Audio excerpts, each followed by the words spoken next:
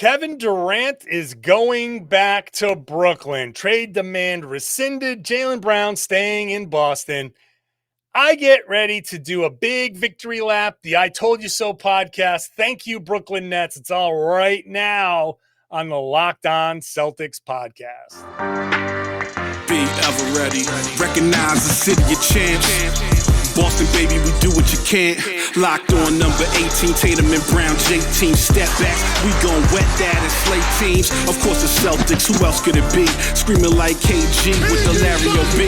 Karalis above average, assessing the team status. Best daily pod, no cap, salary matching. Clutch like Bird the DJ, keep John on replay. Prime time, dapping up the truth on the sideline. Raining J's, how it started, raising banners, how we finished. Locked on Celtics pod, home of the winners.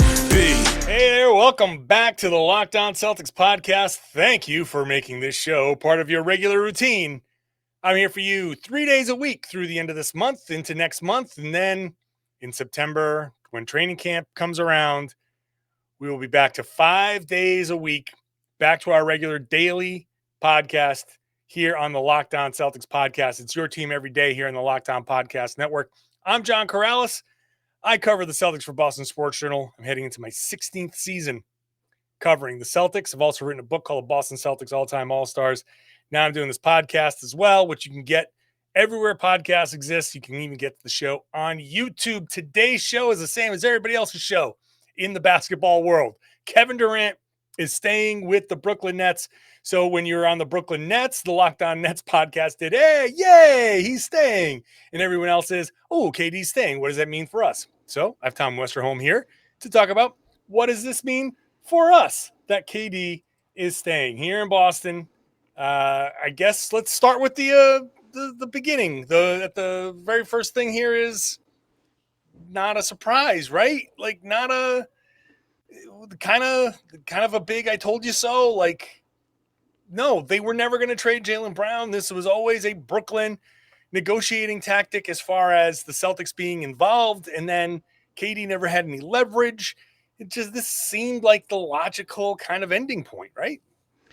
Yeah, if only because there didn't seem like there was a logical alternative, right? Like the Celtics were the only logical alternative from Brooklyn's end, obviously, because nobody stepped up to make another pitch that they liked. And on the Celtics end, I mean, you see the vision because it's Kevin Durant, right? And we talked about that a million times.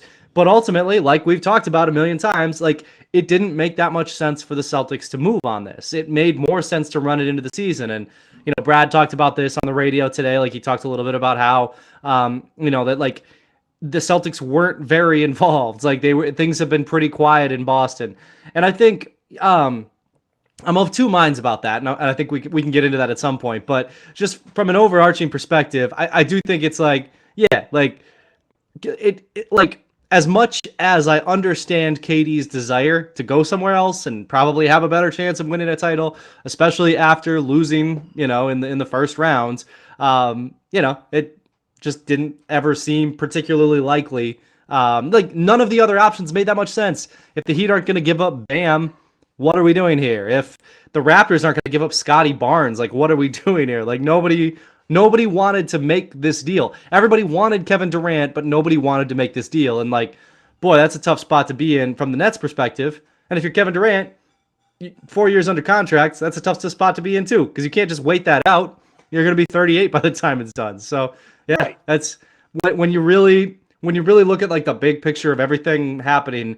I mean, KD just playing out the season on the Nets should have been the number one odds, the number one on whatever you would call that, the number one on the odds by quite a bit. Yeah, look, the options that Durant had were limited at best, and whatever the reality is, and there's all the reporting, and we know that some of the reporting comes in, it's a little exaggerated, or it's coming from whatever it is. The fact that it's out there, he wanted Nash and Marks fired to come back, and that didn't happen. And he wanted a trade just in general. That hasn't happened. Like none of this. He was never in any position of power, and this was a very easy. But credit Joe Tsai for being the strong owner and being like, you know what? I don't think you have those cards in your hand. I'm going to call your bluff. and KD just kept trying to play all the other stuff and make the aggressive bets, and in the end, he was bluffing. He couldn't sit out. He couldn't be like if let's just say if Jayson Tatum wanted to do this, he could sit out and be like, "Hey, I'll take the year. I'll be disruptive and I'll prove a point," because he's young enough to do it. And now it's a waste, but yeah, whatever. KD being 34, okay, you want to sit out a year? You want to sit out a year now? Go ahead. Not only will you lose your money, but now you've lost basically every moment here could be the last moment of your prime. So go ahead, sit out if you want. I dare you to sit out. And it's not to be adversarial, but it's just to be like, no, we're going to dig in here. And when you're done throwing your little temper tantrum, then now can we sit here and talk and like get to the heart of, all right, why are you so pissed off? Can we get through this or can we not get through this? And now they sit there and say, all right, we can get through this, at least for now. Who knows what happens at the trade deadline or just, but at least for now, Durant has the knowledge like, hey, I really have no leverage. I have no power, but I sent a message. Now both sides came together and all right, now you have to move forward. Now the question for the Celtics is, I don't care about the Jaylen Brown stuff because as Brad Stevens was talking on the radio, he basically said, you deal with it. Basically it was Jaylen's a big boy. He's been dealing with this stuff before. He knows we weren't trying to shop him. And so it's fine. I think for the Celtics, the bigger issue is, does Kevin Durant going back to the Nets and does Kyrie Irving's situation being in the final year of his contract and having to play nice because he wants to get another contract, and Ben Simmons having to play nice because he's on a new he's got to repair his image, rehab his image.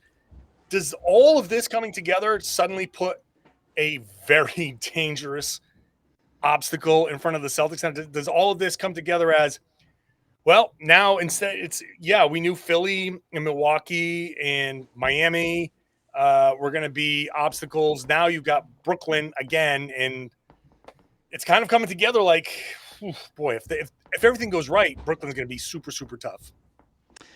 It is. On the other hand, if I'm the Celtics, I think this is a better result than KD going to like the Heat or the Sixers, right? Like,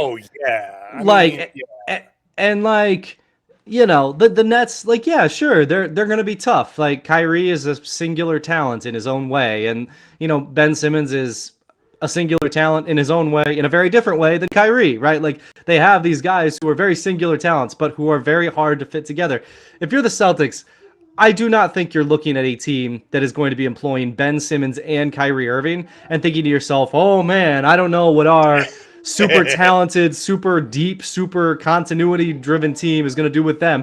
Like, if anything, worry about the Bucks, man. Like, worry about Giannis. That dude's a monster, and that's a team that's been together forever. Worry about the Sixers because they might get their lives together and just be way better. Like, worry about teams that are actually like, a danger. Don't worry about the team that you just eliminated in the first round of the playoffs. Like, I think the Nets, they're really good, right? Like, they've got a ton of talent, and I mean, I'm a lot higher on Ben Simmons than I think you. Simmons, I've always like his defense is really tough. He changes your team defensively, but I just think in general, if I'm the Celtics, I think this is a net positive because not only did you not one of the things that I brought up, it would have been really bad if the Celtics kind of felt themselves backed into a corner. Like, man, we really don't want the Heat to have KD, so they make them, they don't have to worry about that. KD's just going back to the same team they just eliminated in a sweep. So I'm not saying the Nets are going to be easy. I'm not even saying the Celtics would 100% for sure beat them in a playoff series, but I do think that this is the better of the options. If I'm the Celtics, I would rather face this iteration of the Nets than a Kevin Durant iteration of the Sixers or Heat. Yeah, that's a good point about feeling like you have to make a deal because, oh crap, here comes, one of your competition getting him, and you're like, if you don't make a move, they're going to be the ones that are contending for a title. It's tough. That's a tough spot to be in. It takes a lot of discipline to say, no, we trust what we have, and we feel good, and also take some good reconnaissance of the league. And if in getting Simmons, having Simmons on that roster, you go back to making that trade, boy, that really kind of threw a wrench into all of this, because suddenly you had that rule, that the same rule that kept the Celtics from trading for Anthony Davis and extending that whole thing. That rule came to bite the Brooklyn Nets, because you couldn't include Bam in a deal, or you had to figure out a way to trade Ben Simmons. And if you're trading Ben Simmons it gets so complicated that really, I think, if we look at what derailed all of this, that might be the one thing that actually derailed all of this, because I wonder if Miami would have just done the Bam thing and said, maybe we're gonna roll with it, we're gonna try it, and now they can say, well, we never would have, but you couldn't have. So, and the same thing with Phoenix. So there were obstacles there that prevented Kevin Durant from going to places where he might have been able to go. It brings. We'll wrap up the segment by just saying this: Kyrie Irving screwed up so much of Brooklyn's path, not just by sitting out, but by pissing off James Harden to a point where they're like, fine, we'll trade him for Ben Simmons.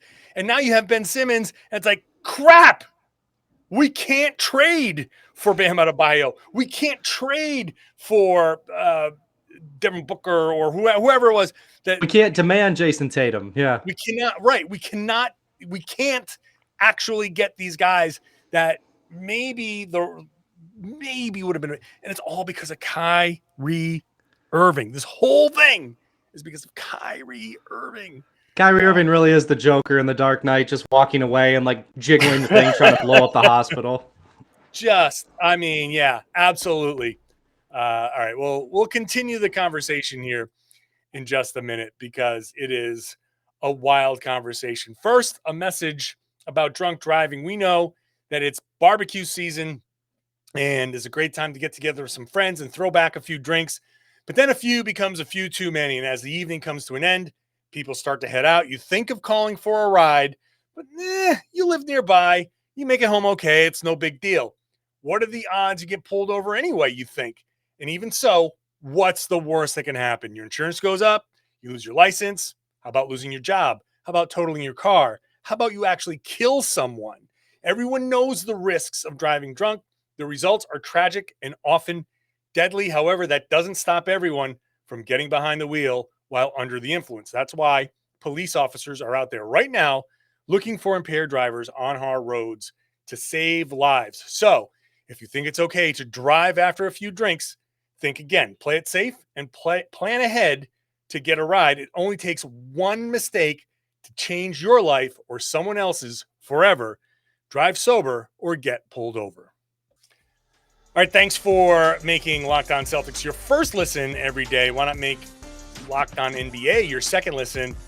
I will be hosting the Wednesday show. This is a Wednesday Locked On Celtics. I'll be hosting a Wednesday Locked On NBA.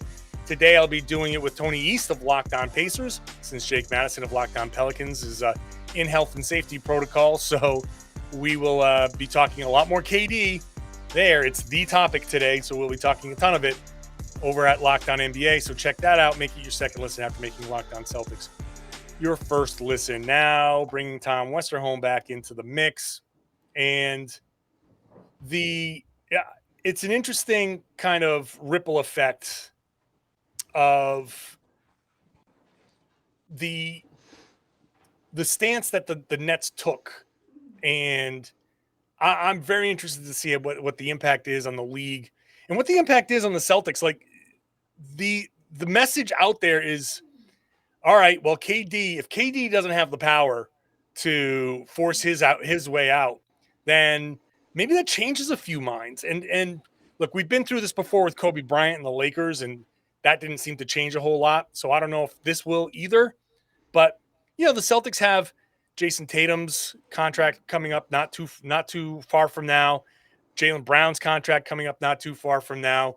I do wonder how this would impact those two guys, if at all. It may not, because a lot of it could just depend on how Brad Stevens handles this. You talked about it just before in the last segment, the response that Brad Stevens had on the radio, kind of brushing it off and saying, "Hey, I'm excited to move forward." I do wonder if this has any impact on how the rest of the Celtics are even handling things. Yeah, from the Celtics perspective, it's interesting. The way Brad was talking, and I suspect kind of the way the organization is dealing with this going forward is like, look, if Jaylen Brown and Jayson Tatum win together, we're much more likely to keep them, right? Like, and it like setting aside, all the, the player power and all that stuff. Like, it's just like people want to be on winning teams. It's more fun to play on a winning team. If all things are equal, and frankly, like max contracts are probably going to be flying at, both of these guys. Like, if all things are equal, you would probably rather play on a winning team. And if your winning team happens to be the place where you're, like where your house is and where your family already is and all this stuff, like, yeah, chances are it's just easier to stick with, a winning team. It's a better situation. League-wide, I'm fascinated to see what this does, because I don't think, like, the players still have a lot of power. Like, Kevin Durant had 4 years under contract, and he's still kind of, I mean, if there had been a trade partner that was out there, I wonder if the Nets would have done it. I mean, we don't know what the Raptors, like, what would have happened if the Raptors had said, yeah, screw it, here's Scotty Barnes and all our picks, or whatever it is, like whatever they were demanding. Nobody kind of called their bluff back to them, unless the Jaylen Brown, the Jaylen Brown, Derek White trade package was real. But one way or the other, like, nobody, like, really seemed to be negotiating in any earnest with KD. So it's fascinating. Like, I mean, it does seem like, this is a big win for owners and GMs and everything else. Like, and it is. I mean, it means that if you have a guy who is starting his 4-year contract, yes, you will probably be able to convince him to stick around. But, I mean, that's not as, I don't know, that's not quite as impactful as I think you would think it is, especially when you think about the amount of airtime and maybe damage that, especially for this upcoming season, that KD may have done with the Nets. Yeah, I mean, I'm still waiting for the Nets to kind of fall apart. I really am. And Yeah, I me like too. the point before about, like, this is actually the best case scenario for Boston, because he does have this the strong potential for like nothing is fixed, I don't think. No. Like, they still, I think he might just understand, like, all right, look, I have to put some things aside. This is the decision I've made, and I have to live with this decision for now. But whatever this season is still, you're still counting on Steve Nash to figure some things out. And who knows if he can figure those things out. You're still integrating Ben Simmons, who, like you said, you're higher in Ben Simmons than I am. But I can acknowledge that he is a very talented basketball player. However, he's a very unique basketball player. And I don't know that this is going to fit. I don't know that this is going to work, because it's still a unique mix. So that has to happen. And look, you've lost a couple of people that were important to you. And because of all of this, somebody like Bruce Brown, you're like, yeah, that's a guy that was really important and could really, really help. And I'm sure, yeah, he got a decent deal, but, like, if he knew everybody was coming back, maybe he would be like, hey, I want to run it back with these guys, make the same money and be on a contender. But once KD says I want out, and then he's like, well, I'm out too. Like, I don't want to stick around and be on a losing team. Send me to a winning team. So he goes to one. So I still think there is a potential for Brooklyn to fall apart. And again, that's important to the Celtics, because if they do fall apart, then that's one less obstacle. Think about the Celtics having to face, you've got Milwaukee, Philly, Miami that are always up there. If you throw Brooklyn in there, then two of those teams are going to have to play in the 4-5 very likely. Yeah. And you're going to have to face two of those teams on your way to a finals. Like if you become a top seed, I think if Brooklyn shows to be the best of themselves, the best version of themselves, that puts a lot of pressure on all of these teams, Boston included. You got to go for that top seed. You got to get out of 3, 4, 5 because you don't want to have that route getting to the finals. You need to get that top or 1 or 2 so you can avoid that mess. Because even look at the Celtics last season, they did avoid it. They were the number 2 seed. They were 2-7, and they still had to face the Nets and then the Bucks and then the Heat. And then by the time they get to the finals, everybody's worn down by the finals anyway. But the Celtics had just had a brutal stretch of series. And I mean, to your point, I think nothing is fixed in Brooklyn. Think about the first day of camp. Right, like that. That's why I think it is important that the Celtics, for the Celtics, that the Nets do fall apart. And I really think that potential is there. Think about the first day of camp. KD is going to go out there. He's going to face all these questions from beat reporters. He's going to be mad about it. Kyrie is going to face all the same questions. He is also going to be mad about it. Ben Simmons is going to face all these questions that are not going to be very comfortable for him. Like Steve Nash is going to have to hear, hey, by the way, your star player tried to get you fired this summer. What do you think about that? It's, the first day, and Kyrie is notable for being super good at handling high pressure media situations. Simmons is super good at fitting in on teams. These things are not there's a lot there, too much smoke for the fire of the Nets to not fall apart. I mean, you talked about Bruce Brown. We keep saying Ben Simmons is a great defender. Ben Simmons is a great defender. Bruce Brown was also a good defender who was much less high usage on the offensive end on a team with KD and Kyrie. Was he not a much better? I think the potential is there for Bruce Brown to have been a better fit than Ben Simmons. As talented as Ben Simmons is, Bruce Brown doesn't need touches. All he did was stand in the corner and hit threes. Wouldn't you rather have that guy on a team with KD and Kyrie than Ben Simmons? Oh yeah. I don't know, man. The lack of shooting is going to hurt. I think this team has real fall apart potential. And if they get it together, credit to them. Because to your point, if they do get it together, the talent is far and away there to be a contender. They can make as much noise as they want to make, but there's nothing from the last 2 or 3 seasons that suggests that they will. Right. I think the media day scrutiny, everybody can understand. All right, guys, head on out there. You know what the questions are going to be. Here are your talking points. Everybody understand your talking points. Great. Let's go. But then you go to Boston and it's hey, this was a place that you wanted to go potentially. How close did you think you were to coming here? And then you go to Toronto, and Toronto starts asking questions. And then you go to Miami, and Miami starts asking questions. It's not the opening day questions that I think that are going to get the KD. I think it's going to be that third road trip to a team he was connected to. And he's going to be I have answered all these questions. Will you guys shut up? There's going to be a rant coming from KD, leaning back, holding that microphone like he does, and he's just going to go off on the media, and he will, Kyrie will, because all the questions are going to keep coming. It's not the first ones. It's the weight of the repetitive nature of all of this stuff. And you know how it goes, man. We've been doing it. Everybody in each city wants their own version of the quote. Everybody wants their question. Hey, Kevin, John Karalis from Boston Sports Journal, ask the question and have Kevin be like, what do you think? And we're all right, well, hey, man, I'm just asking the question.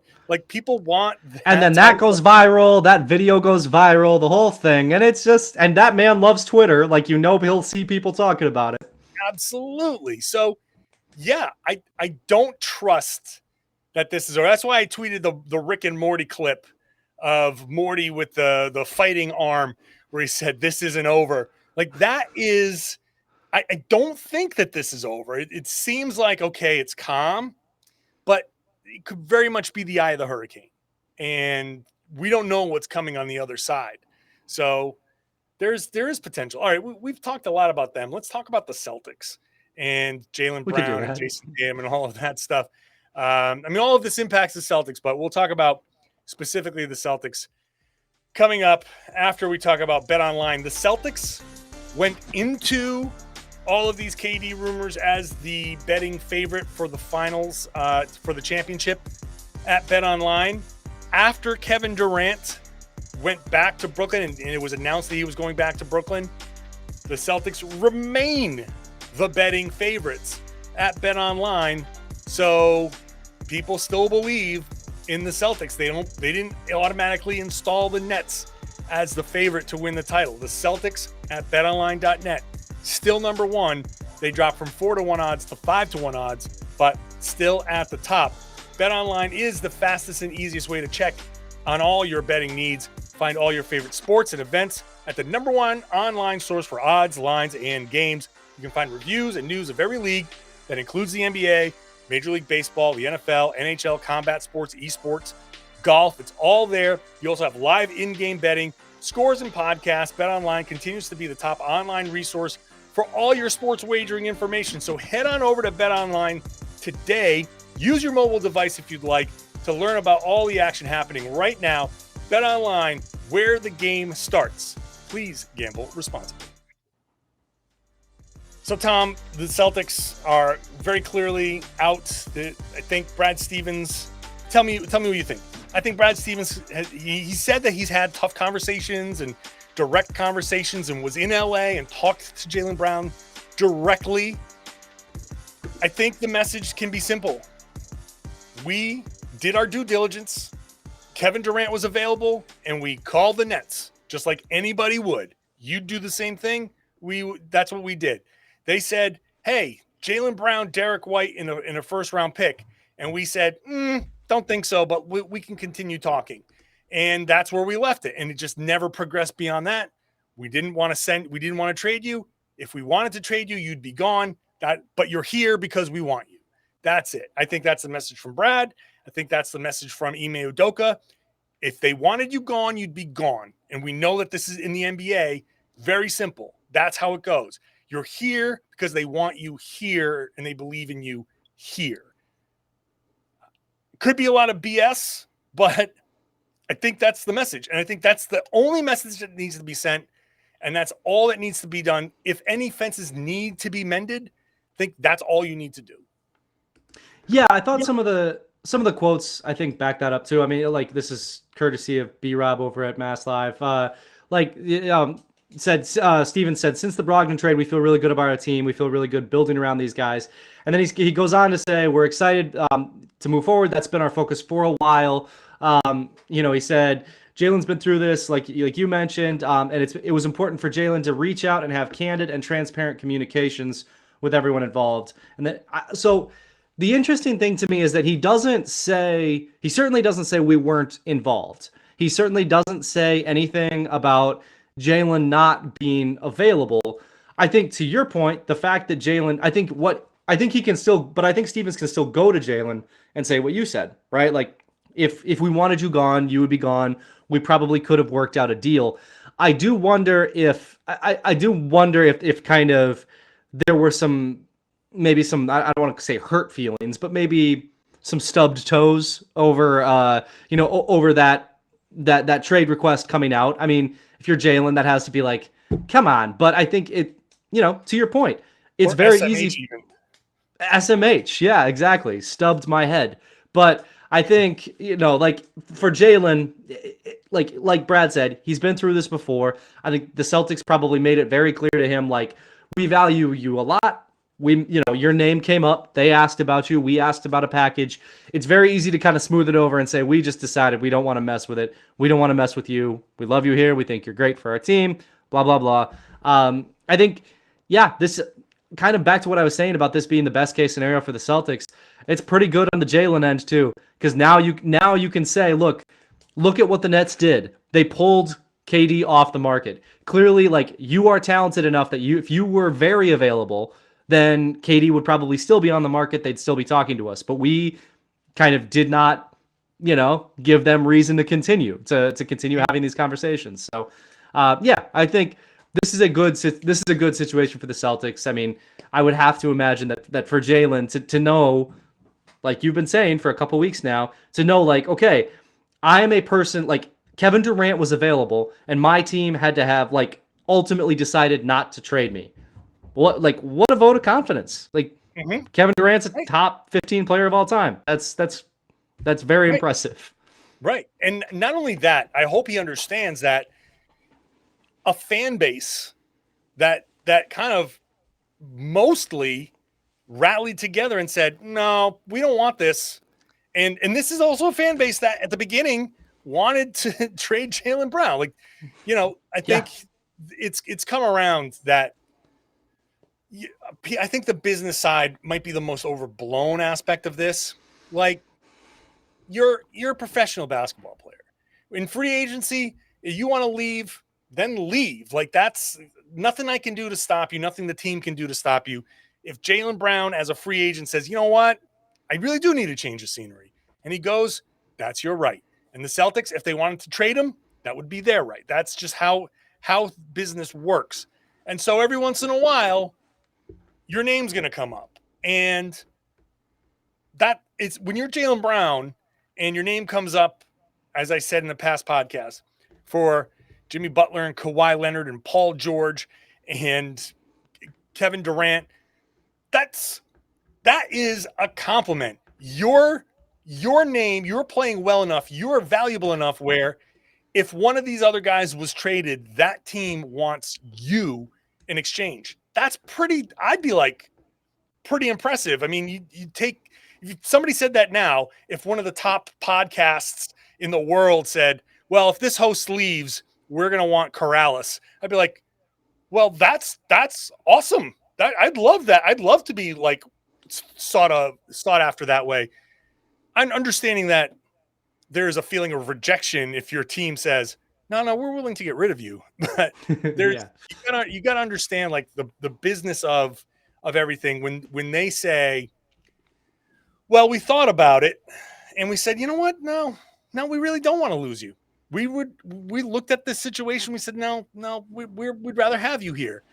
That's important. But I do think that's a little bit overblown. I really think in the early stages of the summer when Jaylen had that tweet that he liked about being, what was it? The most underappreciated athlete in Boston or something like that.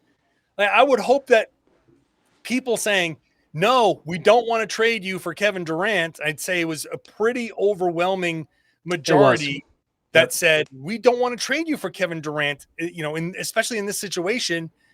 I think that means a lot. Like, no, we do appreciate you here. So like, don't think you're underappreciated. This is the Celtics fans want Jaylen Brown around. I think the first time he gets introduced, like even the first preseason game, I think the first time he gets introduced, there's going to be a huge pop for him still being on the team. Yeah, no, I agree. I mean, that'll be pretty cool, right? I think, yeah, we could hear chants, all that stuff, because you're right. It was overwhelming. Like Jaylen, like the don't trade Jaylen. I mean, that was at Red Sox games. There were kids holding up signs that said don't trade Jaylen. And again, importantly, all of that stuff made its way to social media.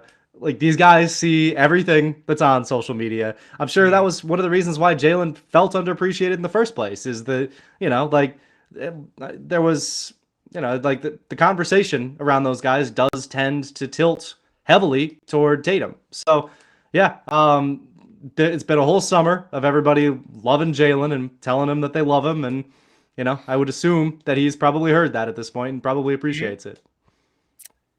I hope so. I mean, look, the guy does work hard, and the guy is one of the, he's one of the best players, obviously, on the team and in the league, and has the potential.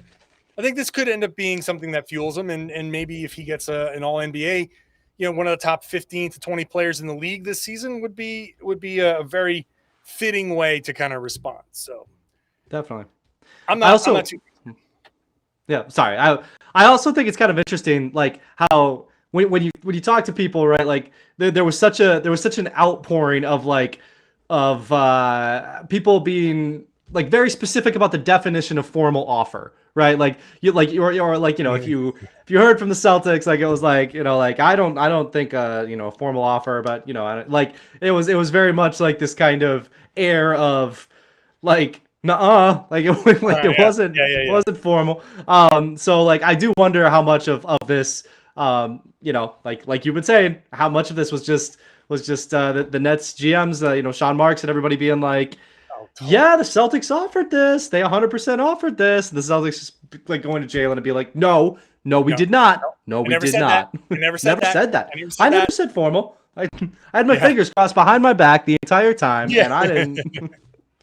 Yeah. I love that it's a total semantics game That's where, that's the word I right? was stumbling trying to find was semantics. Yes. Yeah, it's the total semantics game, and it's the sure was Jaylen Brown discussed? Probably. Was a package of Jaylen, Derek White, and a pick somehow in the ether, somewhere in the sphere of that room, those three items were connected somewhere, somehow, and it's in this translation, it loosely says offer. So yeah, basically an offer. An offer. It's an offer. Like that progression of Shams, like Shams, Shams. It's an offer. It's an offer. It's for it's sure an an offer. offer. Just we'll just say offer. I'm reminds me of a Simpsons episode where Bart becomes the I didn't do it kid, and he swipes the Danish from Kent Brockman, but Kent Brockman is sitting there reading his news, and he's trying to like read through, and he goes, devastating flood kills 170 people in Kuala Lumpur, France. he just goes to something like I just have that like, well, it's an offer. Is it kind of? Yeah, it's an offer. It's an offer. It's an offer. Yeah. So, And you can almost hear it coming together too, right? Like you can hear like Brooklyn, like the Celtics reaching out and being like, hey, what do you KD, huh? Like what are you guys thinking? And the Nets being like, I mean, you'd really have to impress us with an offer. I don't know. Maybe if you gave us Jaylen and Jayson, maybe we'd talk. And the Celtics being like, okay, all right. I mean, what are we doing yeah. here? Obviously not that. I mean, what about, I don't know, like Jaylen, Derek White, and a pick? And then the Nets being like, If you what said did you Jaylen, say? Derek White in the pick, then maybe we'd have something. Like that's the Yeah, response. yeah, exactly, exactly. Jaylen and Jayson. No, if you said Jaylen and Derek in a pick, then maybe we could talk. But no, that like Jaylen and Jayson, no. And then you turn that into, well, if they said maybe we can talk, that's sort of an offer, Right. But And yeah. No, And I don't know if that's how it happened. Like I don't know, but it's what it feels like, right? It kind of feels like you can kind of piece this one together pretty easily. Totally. Thank you to Brooklyn for weeks of content. I mean, Godsend. Yes. Just week after week. And thank you to Brooklyn for making it look so obvious that I look good by calling it out as crap from the beginning. And now Durant stays. I'm like, I get to pull the victory lap, So thanks to that. I like looking good there. Mm-hmm. And like, yeah, I mean, now it's, this is the August 24th episode, to September 24th. They're going to be, might be media day by then. I mean, So, it's perfect. It's perfect too because we spent all this time on around the trade, around the start of free agency, talking about this team. If the Celtics traded for KD after all of that, all of those episodes would have been wasted. But now all it was just like perfect filler for this dead time. And now all that stuff that we said about the team can still be relevant analysis. Still stands. It is perfect. Shout out to you, Nets, and Kevin Durant and Rich Kleinman. Thank you all so much, everybody, and for all the memes on Twitter. This is just perfect. This is perfect for Twitter. The reactions is just beautiful. All right. Mm-hmm. Thank you to Tom Westerholm for being here and sharing his thoughts. I was not as helpful as Rich Kleinman this summer, but I am, I'm happy to help as much or as little as I can. Always appreciate Tom _NBA. Always appreciate you who listens no matter what it is you're doing in the shower, walking the dog, going for a run. gardening, at work. I can name other things that take about 35 to 40 minutes, but I'll stop right there. Podcast is free. It's fresh daily after this offseason wraps up. Monday, Wednesday, Friday for the next few weeks. And the show is also available on YouTube. So please subscribe, comment, all that stuff. Would really appreciate you doing so. And sharing the podcast, super important. Please tell your friends, tell everybody that they should be listening to and watching the Locked On Podcast Network, Locked On Celtics podcast right here on the Locked On Podcast Network. It's your team every day.